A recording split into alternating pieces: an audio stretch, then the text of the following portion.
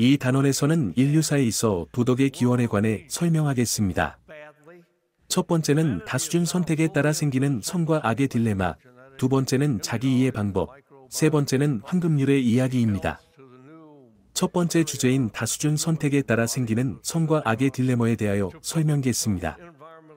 우리는 살면서 인간은 본래 선한데 악의 힘이 타락시키는 거라는 성선설인지, 그게 아니라면 본래 악함으로 선한 힘만이 구제할 수 있는 거라는 성악설에 대한 물음이 생깁니다. 하지만 본래 사람이라는 존재는 선과 악 모두를 지닙니다. 인간이 출현한 이래로 쭉 그래왔고 또한 우리의 유전자가 바뀌지 않는 한 귀납적으로 영원히 그럴 것입니다. 인간의 선과 악의 딜레마는 우리 종이 진화한 방식에 따라 예정되어 있었습니다. 그에 따라 인간 본성은 바꿀 수 없는 중요한 부분이 되었습니다. 인간에게 있어서 그들의 사회 질서는 본래 불안정하고 불완전할 수밖에 없습니다. 그렇기 때문에 인간이라는 존재에게는 융통성이라는 게 필요합니다. 인간에게 있어서 개체 수준이 아닌 집단 수준에서 일어나는 자연 선택의 한 기작인 다수준 선택이 작용하여 선과 악의 딜레마가 일어납니다. 즉 개체 선택과 집단 선택이 한 개인에게 동시에 작용은 하되 대체로 서로 반대 방향으로 작용한 결과입니다. 개체 선택은 한 집단의 구성원들 사이의 생존과 번식을 위한 경쟁으로 생깁니다. 이는 각각의 구성 개체에게 다른 구성 개체들과의 관계에서 근본적으로 이기적인 본능을 빚어냅니다.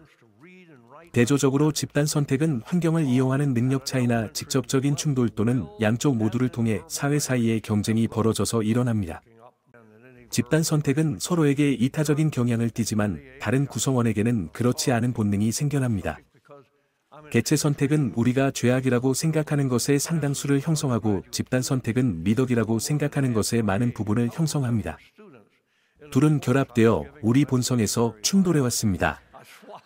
개체 선택을 정확히 정의하자면 집단의 다른 구성원들과 경쟁하는 개체들의 차등적인 수명과 번식력을 뜻합니다. 사회과학과 인문학의 역할은 다수준 선택이 일으키는 영구적인 불화를 어떻게 생각하고 거기에 어떻게 대처해야 할지입니다. 사회과학과 인문학은 자기이해와 관련이 있습니다. 감각과 생각이 인간 본성에 지배되고 인간 본성도 하나의 상자 안에 들어있기 때문입니다. 인간 본성은 진화할 수 있었던 엄청난 수에 가능한 본성 중 하나일 뿐입니다. 우리가 지닌 본성은 우리를 낳은 유전적 조상들이 수백만 년에 걸쳐서 해온 있을 법하지 않은 경로의 산물입니다. 인간 본성을 진화사적인 궤적 산물이라고 볼 때 비로소 우리가 가진 감각과 생각의 궁극적 원인이 드러납니다. 근접적인 원인과 궁극적인 원인을 결합시켜야지만 우리는 자기 이해를 할 수 있는 열쇠를 얻을 수 있습니다. 우리는 자신의 진정한 모습을 이해해야 상자 바깥을 탐험할 수 있습니다. 인간 조건의 궁극적 원인 탐구하려면 인간 본성의 자연 선택 수준들이 완벽하게 구분되는 것이 아님을 알아야 합니다. 아마 혈연 선택도 포함될 것입니다. 이기적 행동은 예를 들어 발명가 기업가 정신 따위로 집단의 이익을 촉진할 수 있습니다. 그렇기는 해도 유전적인 사회성 진화에는 엄격한 법칙이 있습니다. 이기적 개인이 이타적 개인을 이기는 반면 이타주의자들의 집단은 이기주의자들의 집단을 이긴다는 것입니다. 선택압 사이의 균형은 어느 한쪽 극단으로 옮겨가지 않기 때문에 개체 선택만이 사회를 지배한다면 사회는 해체되고 집단 선택만이 사회를 지배하면 인류 집단은 개미 군체와 비슷해질 것입니다. 혈연 관계는 인간 관계 구조에 영향을 미치긴 하지만 포괄적합도 이론이 잘못 생각하는 것처럼 진화를 일으키는 중요한 열쇠는 아닙니다. 중요한 것은 인간관계 안에서 일상생활을 이루는 무수한 동맹, 호의, 정보 교환, 배신을 낳는 유전적 성향입니다.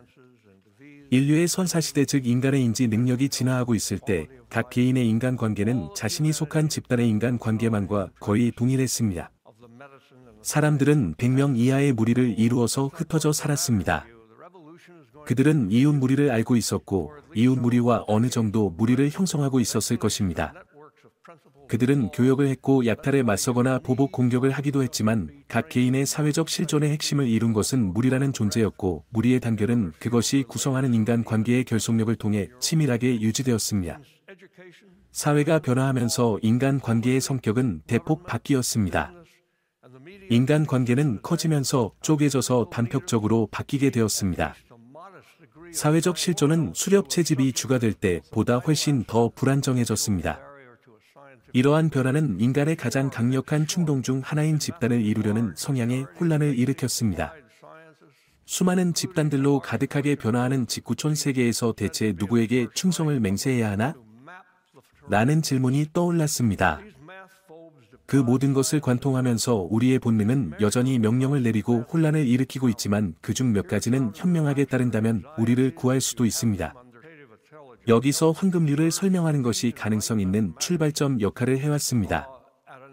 황금률은 아마 모든 조직 종교에서 공통으로 발견되는 유일한 가르침일 것입니다. 랍비 힐렐은 어느 로마인이 한 발로 서 있는 동안 토라의 가르침을 모두 설명할 수 있냐고 묻자 당신이 하기 싫은 일을 남에게 시키지 마시오 라고 답했습니다. 이 답은 강제 공감이라고 말해도 다를 바 없었을 것입니다. 이 말은 사이코패스가 아닌 한남들의 고통을 반사적으로 느낀다는 의미입니다. 도널드 파프는 내가 주요 부위로 나뉘어 있을 뿐만 아니라 자신에게 맞서 나뉘어 있다고도 주장했습니다. 우리는 스트레스나 분노를 일으키는 자극이 촉발하는 원초적 두려움을 분자와 세포 수준에서 꽤 많이 이해해왔습니다.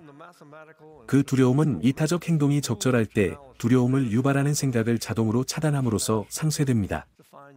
폭력적이고 적대적인 행동을 향해 치달을 때 자신이 잃는다는 감정이 충돌할 때 개인은 자신의 정체성을 조금 남에게 이전합니다.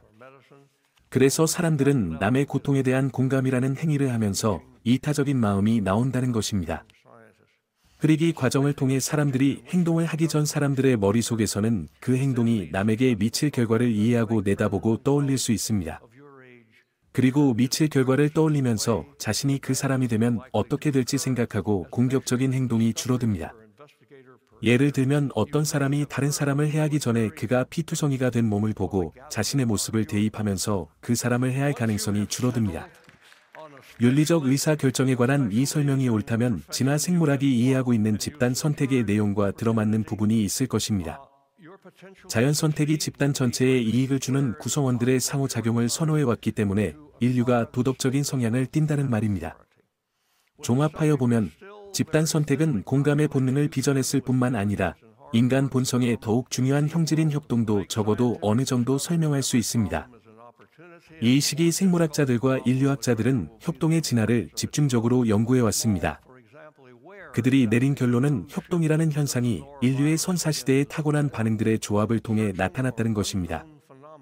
개인들의 지위 추구, 높은 지위에 있는 개인에 대한 집단적인 끌어내림, 집단의 규범을 너무 벗어난 이들을 자진하여 처벌하고 징벌하려는 충동이 그런 반응에 속합니다. 이 행동 각각은 이기심과 이타성의 요소를 함께 지닙니다. 따라서 사람들의 이기심과 이타성 선과 악의 본성은 오래전부터 학습되고 있었던 인간의 본성 안에 존재한다는 것입니다.